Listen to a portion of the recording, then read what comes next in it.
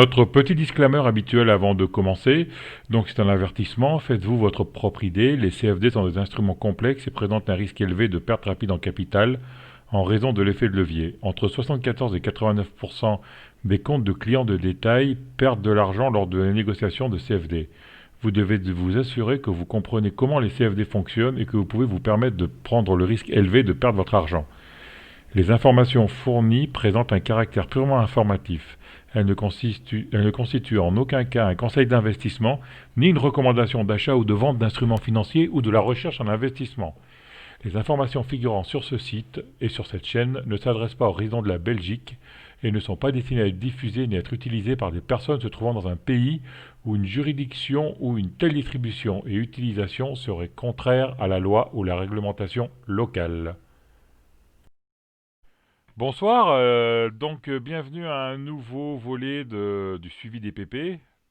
Pour mémoire, on avait enregistré des petits porteurs durant tout l'été, et là maintenant on les re-rencontre tous les uns après les autres pour un peu savoir qu'est-ce qu'ils sont devenus, si leur stratégie a marché, s'ils ont fait évoluer leur stratégie, ou etc.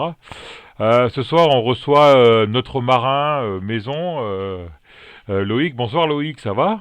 Salut Denis, ça va et toi? Bien, bien, bien. Dis donc, t'es en pleine mer là ou quoi? Ouais, ça souffle, ça souffle. Ouais. Donc on s'était vu cet été. Donc on fait un petit rappel de ton trade et puis on savoir si comment ça a évolué tout ça. Ouais, pas de souci. À l'époque, plutôt en day trading ou en swing, sur un peu de tout, biotech, industrie, un peu de tout. Plus récemment, j'avais essayé de me mettre un peu plus au trend following pour des raisons d'emploi du temps privé. Ouais, Et là, c'est ce que j'ai vraiment commencé à faire à mettre en œuvre depuis le mois d'octobre, on va dire, où là, ouais. ça a vraiment marché sur des small, hein, toujours small, mid, avec de belles perfs, hein, comme beaucoup de gens, de très belles perfs en octobre, novembre aussi. Enertime, Global Bioénergie, Navia, il y a eu quoi? Il y a eu pas mal de trucs. Gossin. Non, Gossin, j'ai fait quelques AR en day trading ou en overnight, mais pas plus que ça. Il y a eu quoi d'autre? Il y a eu Terra Nexus aussi, de 13 à 18,50 ou des Mhm. trucs comme ça, tu vois, mais pas mal. Et puis récemment, donc je m'étais laissé porter sur toutes ces lignes. Euh, à partir de novembre, on va dire, j'avais laissé partir ces lignes-là parce que ça marche bien et puis parce que c'est quand même beaucoup plus confortable quand tu laisses courir un petit peu. Puis j'ai commencé à alléger il y a 2 semaines, j'ai commencé à alléger, à prendre les gains au fur et à mesure. Donc pas comme le trend following comme c'est Mhm. préconisé avec stop win et tout. Je prenais des bénéfices sur objectif, soit graphique, soit parce que je le sentais comme ça. Et puis j'ai arrêté d'acheter il y a 3 semaines parce que je voyais qu'il n'y avait rien à acheter, parce que je gagnais bien comme ça et que je récupérais des liquidités. Je préférais être patient. Et puis après, il y a eu la panne Saxo Bank. Donc ça m'a en plus insisté il y a 10 jours, un truc, ouais, c'est il y a 10 jours, hein, c'est ça, à plus acheter parce que de toute manière, on pouvait rien faire. C'était Enfin moi, quoi ça exactement? En fait, c'est Bing qui s'est fait racheter par ouais, Saxo Bank et il y a eu des c'est exactement problèmes. ça. Eh ben, complètement. Ils ont fait une migration de compte du vendredi au lundi matin à l'open. Donc, on n'a même pas eu de. Je sais pas, alors, je sais même pas si c'est faisable techniquement, mais moi je pense que si. Enfin, même si je pense que si. De double interface où on pouvait continuer à trader sur Bink et sur Saxo. Enfin, je sais pas si c'était faisable. Nous, de Euh, Giro, quand on a migré sur la nouvelle plateforme, pendant 3 mois, on avait le choix de l'ancienne ou de la nouvelle, quoi. bah, Ouais. tu vois, c'est comme quoi ça va être faisable. Toujours est-il que lundi, où ils ont relancé, tout a buggé, personne n'avait accès. Alors, heureusement, pendant une semaine, on a eu encore les small qui ont grimpé, donc ça n'a pas eu d'impact sur nos portefeuilles, enfin, en tout cas le mien. Mais s'il y avait eu un crash express ou je ne sais quoi. Il était impossible de vendre, impossible d'accéder à la plateforme, ça répondait pas au téléphone. Enfin, c'était l'horreur. Donc ça a duré une grosse semaine avec de graves perturbations. Cette semaine, il y a eu encore quelques petites perturbations, mais c'était mieux. Mais voilà. D'accord. Voilà. Donc toujours est-il que là, je suis repassé à l'achat vendredi. Pareil, là, je me suis orienté. J'avais fait un petit tweet pour prévenir parce que là, avec ma vie perso qui change un petit peu, Hmm. là, je m'oriente plus vers des achats sur support de valeurs qui m'intéressent, avec des épuisettes, hein, je pose des épuisettes, et puis après, laisser courir si le train prend, ou stop court sous le support, D'accord. court ou pas court d'ailleurs, suivant la valeur. Euh, mais voilà. Et là, je suis repassé à l'achat de quelques valeurs vendredi. J'avais identifié un point bas du CAC possible. Donc, j'ai fait quelques petits achats vendredi et puis je vais voir comment ça prend la vie. D'accord. Comment tu es passé du day trading au trend following ou au swing, position devenir un peu plus longue, parce que bon, le day trading, c'est le compteur qui doit monter tous les jours, tandis en trend following, il faut vraiment être patient pour pas vendre une position qui est un peu perdante, ou alors tu fais très bien tes entrées, t'es presque jamais en perte. Comment tu fais pour psychologiquement pour tenir une possible consolidation, une possible perte? Alors, moi, je suis sur Twitter, donc je gagne tous les jours, moi. Ah d'accord, ouais, c'est vrai. Ah, non, Ouais. non, non, non, mais non, bah, le day trading, c'est très éprouvant, surtout quand le marché n'est pas favorable. Euh, Ça prend beaucoup de temps, ce que j'ai de moins en moins. D'ailleurs, là, je l'ai plus pour faire du day trading. Donc déjà, ça, Ouais. c'est deux bonnes raisons. Plus le temps et plus l'envie de faire comme ça. Même si je pense que c'est très rémunérateur pour ceux qui excellent dans ce domaine.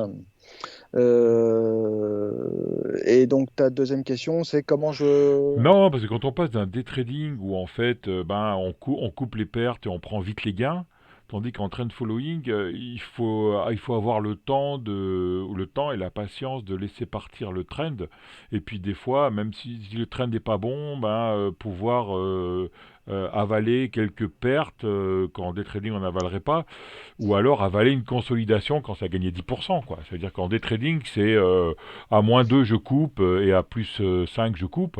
En trend following, bah, des fois tu dis bah, à -3, -4, et il faut que je garde la position parce qu'elle va repartir derrière, quoi.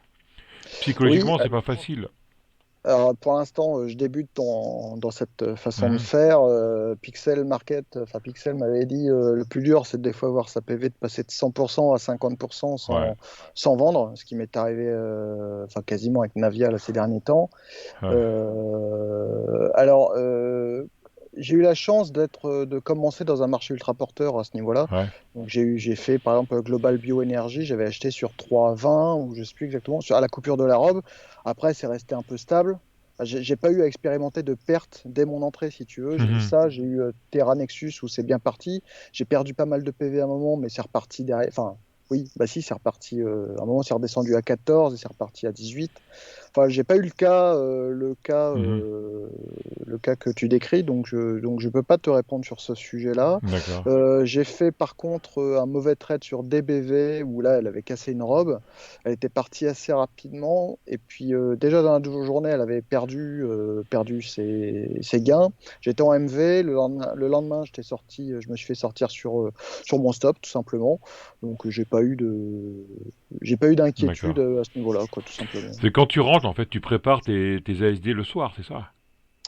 Oui, oui, oui, tout à fait. Ouais. Bah, Et moi, je me mets surtout sur support ou alors vraiment achat oui, en ASD sur Breakout, oui, tout à fait. Ouais. quand tu te mets sur support, enfin tu mets tes ordres le soir, t'as le temps de mettre tes stops dans la journée ou tu attends le soir même pour remettre tes stops?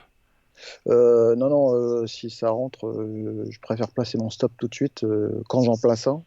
D'accord? Je le place pas toujours. Des fois, j'attends de voir comment ça part. parce que j'ai encore de la dispo, donc quand ça passe, je le sais avec les alertes au téléphone D'accord. ou avec l'écran qui sonne à côté. Donc, soit je vois comment ça passe, soit je place un stop, D'accord. effectivement. Et la dimension de ton stop et enfin la dimension de ton stop et la dimension de ta position ont changé par rapport à une stratégie de day trading et trend following ou c'est exactement les mêmes? La dernière fois, je t'avais dit que j'avais diminué mes positions de départ, en tout cas. J'ai continué comme ça parce que ça marchait bien. Donc j'ai diminué la taille de mes positions d'entrée. Et puis après, généralement, je remets un deuxième ordre. Si le trend part, je mets un deuxième ordre en cas de pullback sur la résistance. À peu près sur le. Enfin, c'est l'idée, hein, la philosophie générale. Après, ça peut changer selon selon l'esprit, selon le scénario. Mais l'idée, ouais, c'est ça, c'est de renforcer après, soit sur repli, soit sur un deuxième breakout. Je sais pas exactement, mais D'accord. ouais, l'idée, c'est d'y aller mollo au début, puis de. Et le stop daily et trend following, c'est le même. C'est toujours, il est fixe ou c'est toujours sur une résistance proche ou sur un support proche, pardon? Ben, pour l'instant, moi, j'ai eu la chance de n'entrer que sur des valeurs euh, soit qui partaient depuis un support, donc comme Amoeba, par exemple, je l'ai eu à 2,73, c'était le support daily, enfin, c'était le support du moment, le point pivot depuis quelques jours, là, on sentait que ça allait Mhm. partir. Donc là, j'ai mis un stop assez large parce que c'est une valeur un peu merdique qui fait des mèches dans tous les sens, enfin merdique. Ouais. Pas au sens Volatile, quoi. Ouais. Mhm. valeur, mais Mhm. très volatile. Donc c'est parfois, à un moment, c'est très compliqué de la trader, même encore. Et après, c'est parti. Donc là, j'ai relevé au fur et à mesure des stops. Et puis, je suis sorti en deux fois, mais manuellement, euh, juste avant qu'elle perde, je sais plus quand, Ouais. il y a une semaine. Donc, je suis pas encore très mathématique comme d'autres personnes qui sont très forts là-dedans, Mhm. qui vraiment font un money management particulièrement précis. Moi, je fais ça encore au feeling, avec un stop de protection, mais sortir manuellement quand je sens qu'elle va plus aller très haut, je préfère. Enfin, j'ai encore parfois une mentalité Ok. régulièrement de swing trading ou de sortie partielle sur résistance en posant un ordre à la vente, D'accord. et je garde une autre partie en stop win ou voilà, quoi. Ok. C'est encore un mix de tout ça, quoi. D'accord. Et dernière question, c'est intéressant parce que toi, tu as fait les deux, en fait, des trading et le trend following. D'après ce que je peux comprendre, c'est que tu fais du trend following parce que tu n'as plus le temps de faire day trading. Si jamais tu avais encore le temps de faire du day trading, tu continuerais à faire du day trading ou tu ferais du trend following tout de même? Question à 10 000 $. Je vais dire, ça va dépendre des valeurs. Je pense Ouais, que je garderai une enveloppe. Je garderai certaines valeurs qui me conviennent en trend following. Et je ferai du day trading sur d'autres petites valeurs d'accord. qui sont des petites machines à cash comme Genomic Vision ou des trucs comme ça. Où là, moi, enfin, ce sont des valeurs que j'aime bien trader sur une journée. Si ça passe, tu peux gagner 5, 10, 15, 20% sur une journée ou d'ailleurs les perdre. Mais enfin non, avec les stops. Mais je veux dire, ça dépend des valeurs. Ça dépend des Ok, valeurs. Moi, il y a des valeurs que je traderais pas en autre chose qu'en day trading. Donc oui, si j'avais la possibilité, ok, ça me dérange pas. Ça dépend aussi de l'état d'esprit, de la journée, comment on se sent. d'accord. Et t'es toujours chez David ou pas? Oui, oui, oui, bien sûr. Ok, parfait. Bon, bah merci pour tout, Loïc. Eh C'est ben, sympa de avec t'avoir plaisir. revu. Et Avec puis, plaisir. et puis on refait un petit point d'ici 3, 4 ou 5 mois. Ouais, puis j'espère qu'on pourra le faire autour d'une bière la prochaine fois. Voilà, ouais, attends, il faudrait qu'on organise un truc, je sais pas, genre à Barcelone, Ah ouais, quand le, quand le Covid sera fini, on fait une grosse ouais, réunion un week-end de toute la communauté, puis on fait un ouais. maxi live, quoi. Ouais, je te laisse convaincre ma conjointe, hein. D'accord. Ah ouais, parce qu'en plus, tu te maries, c'est ça, hein? Mais oui, c'est ça. Elle a réussi, hein? Ouais, c'est ça. Et les potes qui en reviennent pas, là. Ouais. Bon, ben, meilleurs vœux pour tout, alors. Ouais, c'est gentil. Ciao, Loïc. À bientôt, salut. Ciao, ciao.